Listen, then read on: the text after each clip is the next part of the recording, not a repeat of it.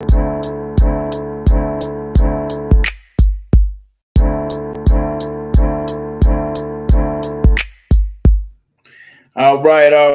right. Good morning, good afternoon, wherever you're located. This is Lawrence King with Building Top Agents, where we discuss everything real estate. Everything real estate we discuss. So we discuss about purchasing homes, selling homes, investing in properties, whether that be secondary home, vacation home, investment property, whatever the case is. But today's topic is strictly on rent to own and what that entails. And today's guest is running a little bit late today, but what we're going to talk about is rent to own programs that's out there that may be able to give renters an opportunity to pick a home that they want to rent and possibly own in the future by doing a rent to own program. There's other programs that's out there where you can be kind of like you can purchase the property with a for sale by owner or a land lease in some cases. But today's guest is named James Brown. He's going to be going over some of the rent to own programs that's offered that he's aware of. I'm also a little bit of a specialist on rent to own with a couple companies that I know of. And today we're going to go over that and kind of go over some of the slides and stuff that he offers. He just texted us right just now. So we're going to go over that. We're going to ask him a couple of questions, kind of the pros and cons of rent to own. If you're in a situation right now where you're renting and you really have that ambition to become a homeowner or lord of your land, this is a good show to get on to help you get started. If you have some credit, things that stop you or financial things that stop you, get in contact with us. Matter of fact, I'm going to put our contact information at the bottom where you can get in contact with us, schedule a call, and let's run some of the options that may be out there for you to become a homeowner. And also, if you're looking to buy it, like I said, a secondary home, like a vacation home, income property, we're here to help with that as well. Last week, we talked about kind of like the Airbnb situation. I had a guest on a while back on this show, Megan Gillespie, that kind of went over the Airbnb pro and cons of being a host or a super host or a co-host, all that good stuff. So today we're going to just cover rent to own programs out there. I have him getting on. Let me just see where he's at. Let me see if I get him on here. And then, like I said, any questions you want to schedule a call, anything like that, feel free to jump on. But today's guest is James Brown. Not the singer James Brown, but James Brown I believe is in Denver, Colorado. James, welcome to the show. Hey, Just covering a couple little bit of things that we're going over today regarding rent to own. And welcome to the show. Tell us a little bit about you, who you are, what you do. Give us all the good stuff. All right, sweet. I didn't realize you were starting the live feed and I was running late. So sorry. I hope that didn't mess things up. No, you're good. So I focus mainly on rent to own or lease options, helping people get into homes that are getting turned down by the banks. Okay. And gives me a lot of pleasure, for lack of a better word, like helping people that we're getting told no. So okay. And James, you're a real estate agent as well, correct? Yeah. Okay. Yeah. And you're based out, is it Denver, Colorado you're based out of? Yeah, just south part of Denver. Okay. Yeah. Perfect. Yeah. So now is this only for people that are in Denver, or you can do this nationwide, globally? Tell us a little bit more about this. Yeah, we can do it anywhere in the country. Okay.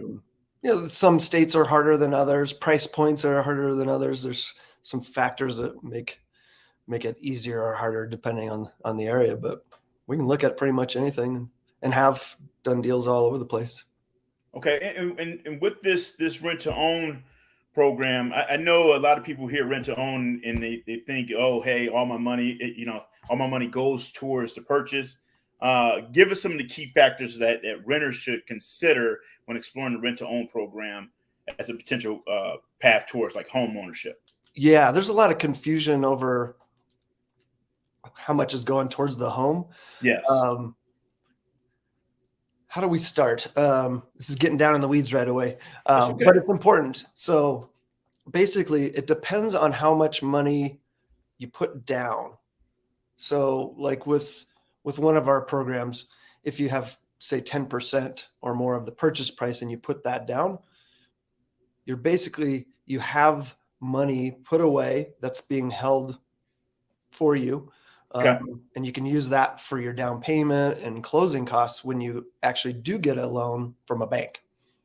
So you basically prepaid that amount. Now, if you don't put down much, you're in a program where it's very low down, the company that puts together this program, they have you put extra money away each month. So say your rent is $1,000 and that's market rent, it's somewhere around market rent. Okay. They'll have you put down or pay maybe $1,200 a month. So there's an extra $200 and that portion is being put away for you. So you're getting credit for that rent. Okay. So you're paying $1,000 for just the rent. The extra $200 is going towards the purchase in the future, correct? Yeah. And okay. And so if you've saved up more than you need for your down payment and your closing costs, that would be extra equity in the house. So okay. And so it's more equity in the property. If you say, can I take that extra and put it towards the down payment to bring kind of down like put down more? So I have that option, right? Yeah, it kind of depends on what the buyer wants to do and what the lender suggests, just kind of. Okay. And I know for me, when I used to deal with the rent-to-own programs, one in particular that you didn't necessarily need to bring anything towards the down payment. You obviously you have your deposit and all that good stuff, but none of the rent that you were paying went towards the purchase. It was kind of like you had the first right of refusal once you decide to purchase the property. Now, I believe you had up to 5 years to purchase the property, and you're pretty much buying it from the bank at market value, right? After 5 years, it pretty much becomes a rental for the rest of the term. If you decide to leave after the first year, you have to do 1 year lease with them. And after that, you can leave without any obligation to purchase the property and all that good stuff, right? Yep. It's just an option for you to buy. It's an option. But the seller is held to that. So if you want to buy it, you can buy it at that predetermined purchase price. And really the core of these programs is not having to rent and then move like a second time, worry about getting kicked out. There's a lot of landlords, sellers trying to sell right now. And there's people renting going, oh no, now I got to go find another rental where you can get into a house now, make it yours. You could paint it, do whatever you want to it.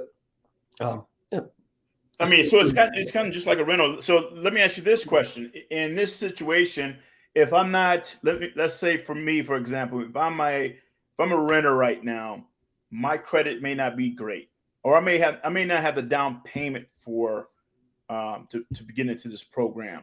What are some of does the credit play a role in this situation? Is it a challenge for banks to approve me on a rent-to-own program? So a bank's going to look at credit. They have got limits with what your credit needs to be. And so do most of the rent-to-own companies. There's differences in rent-to-own companies. They're not held to the same standard as a bank. Banks have very strict rules and guidelines. So rent-to-own companies are different. So like ours, if somebody's say putting down 10%, we're going to be way more flexible on things like their credit, as long as it's fixable. That's kind of the thing, because the goal of this is for somebody to end up buying and getting a loan through a bank to do that, right? So we got to look at it and see if that's fixable credit.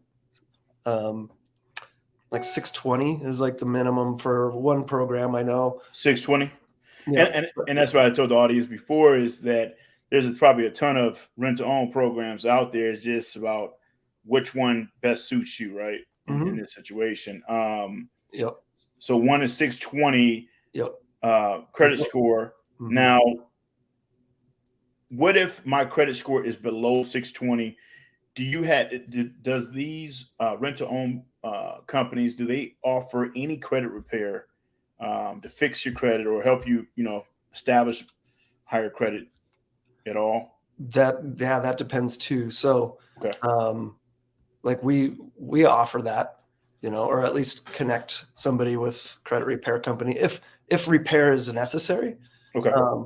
Now, I always tell people, and I teach a class on this for agents, for them to get their heads around like the different programs. And I always stress, no matter what program you're going through as a buyer, and if you're working with an agent, get with a lender from the very beginning, because most programs, they don't have that as part of their process. So as a buyer, you want to know, why can't you get a loan now? And maybe it's multiple things that are holding you back, and why, or what you need to do to get a loan in the future. Yeah. And so talking to a lender, the lender's the one that knows all the rules and guidelines. So everything. That is the key. Figure that out up front. And if you're willing and able to do what it takes to get a loan, knowing that up front's the key. So yeah, and you know what, for me, for me, when I first started purchasing property or getting approved to purchase properties, I know the biggest challenge for a majority of people out there, especially renters, is very intimidating, right? To go through the pre-approval process. A lot of people are like, hey, I'm not ready yet. I have to save up money, or I have to fix my credit and all this good stuff, right? They think they got to have thousands and thousands of dollars in the bank in order to get pre-approved.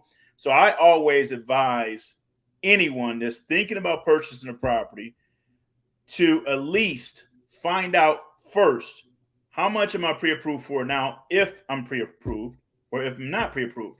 Now I have an actual goal that I have to accomplish over X amount of time, right? If my credit's terrible, I'll know that I know that already, but I want to know what a lender is going to tell me up front.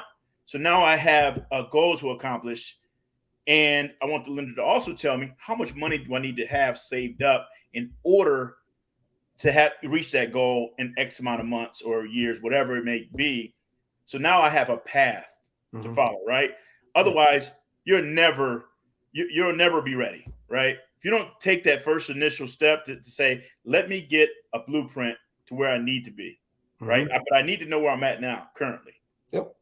So that's why I always tell people, if you don't know where you're at currently from a lender standpoint, you're just going to go blind and always say, oh, I'm going to wait till 6 months or a year from now to get pre-approved. Then comes that year and it's like, oh, I still have to save up. I still have to fix my credit. I still have to do this. And then it's another 2 years down the line. You never get an actual starting point. So get pre-approved now. Find out what things you need to work on now. So in 4 to 5 to 6 months to a year, you know where you need to be exactly, right? As far as financial savings, as far as credit, all that good stuff. If you don't have those things in order up front, you're blind going all the way through this thing. Yeah. Right. So, and I'm sorry, I don't mean to go on a tangent on that one. I know a lot of people are really nervous about using their credit. Credit is meant to be used. Okay. So that's the biggest thing that I see. What is like for basically, so you said one program is a 620 credit score. Do they want to see funds in the account? X amount of funds in the account is a certain, like, next 3 months worth of rent funds in the account. Like how do I get it pre-approved? Yeah. Well, every company's got an approval process. Yeah. Usually a form you fill out and send them documentation, very similar to going through a lender. Right. So again, a good reason to go through a lender. First of all, figure out if you can get a loan. A lot of times, there's loan programs for first-time home buyers, low down. Maybe your credit's low, but they compensate on that, on another point. So figure that out up front. And if you can get a house now, there's no reason to do rent to own. But if you can't and you want to buy a house and get in a house, then look at the rent to own programs. And like I say, everyone's a little different. So like one of the programs we work with is their low end is 550. 550? Yeah. Like with our 10% down or more program, we can be flexible. So it could be under 550, but we want to, look at it with a lender and see if it's fixable, in a reasonable amount of time. So, and we like to give people as much time as they need. So that also goes back to talking with the lender. And if the lender just says, oh, we can get you a loan in 18 months, great. Maybe we give, 2 or 3 years. If it's going to be longer, we want to know that up front. Oops. I got bugs flying around. I'm not crazy. All good. So, all right. In this situation now, these rent-to-owns, is it only pertaining to residential homes, like a single family home, or is it apartment? I mean, like a condo, townhome, multifamily? What is it normally for your typical rent-to-own programs? Typical is single family homes. Single family, 3-bedroom, 2-bath. Can do townhomes and condos. Just have to look at their HOAs and Is that something that's looked down upon on the rent-to-own programs, like properties with HOAs in it? Some, yeah. I mean, so like some where it's mainly owners, some HOAs will set how many people can be renters versus owners in a complex. So there's a limit there. Some they just don't like people renting. So there's other ways around that too. Instead of doing a lease with an option to buy, can do a contract for deed, or seller financing where you're actually buying it. So the contract for deed or seller financing is kind of like a land contract in this situation where you make an agreement with the actual seller, right? And the seller pretty much acts as the bank, right? Exactly. Yeah. And they're probably less strict on the credit, opposed if they are with like a bank or anything like that, correct? Yeah. Okay. They're not held to these guidelines they have to stick to, so they can be flexible. Yeah, and there's a ton of like seller financing websites out there. There's a ton of stuff in social media groups and all that stuff with seller financing, where the seller gives certain terms and all that good stuff. So that's great. That's out there. Now, how are you preparing people or renters or future buyers that want to rent for right now to purchase in the future? How are you preparing those people to get ready for the mortgage side of the thing after the rental term is up? Yeah, it just really depends on their situation, really. Okay. The easy ones are, business owners. Maybe they've gone from a W-2 to 1099, started their own business, and the banks are like, you need 2 years of a track record before we can give you a loan. And so they just need time. That's an easy one. If it's credit, there's all sorts of reasons why credit can be thrown off. So we got to look at that and come up with a plan. Yeah. And then right now you have a slide that you wanted to share on here that I haven't included with us on this thing. And I apologize. I know we started a little bit ahead of time. You were rushing to get here. So I apologize. But I don't know if you want me to add the slide in here for us to go over. I don't remember which slide. This one right here. Okay. Yeah. So that's kind of the beginning of the class I teach. Okay. So in your class, like how long is your class? Do you teach it only to agents and lenders, or do you teach it to actual consumers? it's for agents. Okay. agents and lenders to kind of get their heads around the different programs. Okay. Yeah, because not all agents or lenders know the differences, because they're focused on just regular real estate transactions. Right. They don't know about these, and they're often skeptical and unsure, because rent-to-own has been given a bad name by companies or people putting people in a bad position, either intentionally or unintentionally. They just don't know. So that's what I teach, so everybody can kind of get their heads around. Yeah, and I mean, for me, I'm still stuck like on some of the rent to own programs that's out there. I'm still kind of lost in the space that I'm located in, like Los Angeles, for instance. It's a high dollar amount for a purchase of, for a purchase of a property. So some of the, some of these rent to own programs, it's not going to be beneficial for people to take advantage of the rent to own program, right? There's premiums and all that stuff that may be involved, and some of them, certain caps of how much they'll rent. They'll allow you to rent for before anything, right? Yeah, higher price markets like that are it's tougher to find. So we work with investors that Okay. will buy the house, and so not everybody can afford a house in LA, just like anybody. Some investors, they can only buy in Wisconsin, say. It's just have to find somebody that's willing to do that, willing and able. So And then let me just take this down. yeah. I appreciate you giving me that slide too, because I'm going to go through it on my own to just get more educated on it.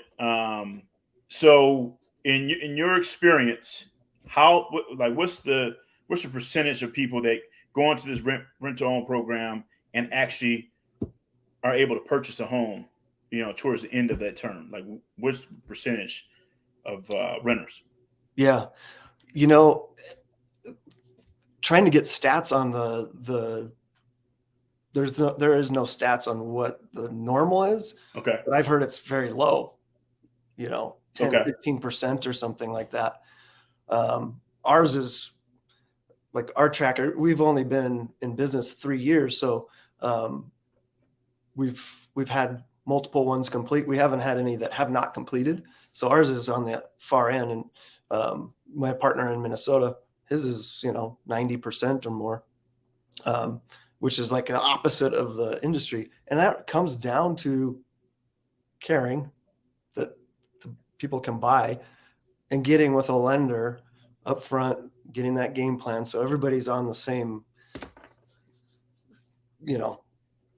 plane or whatever. Right. So we all know what the goal is and work Okay. towards that. So not all companies have that part of getting with a lender and coming up with that game plan as part of their business. So if you are shopping around and looking at different companies, make sure you do that for yourself as a buyer. Get with a lender, get with an agent that can help represent you.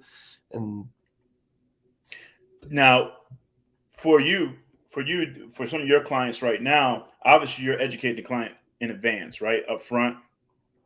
You're educating them up front, getting them, mentally prepared for this process if they're not ready to buy right now.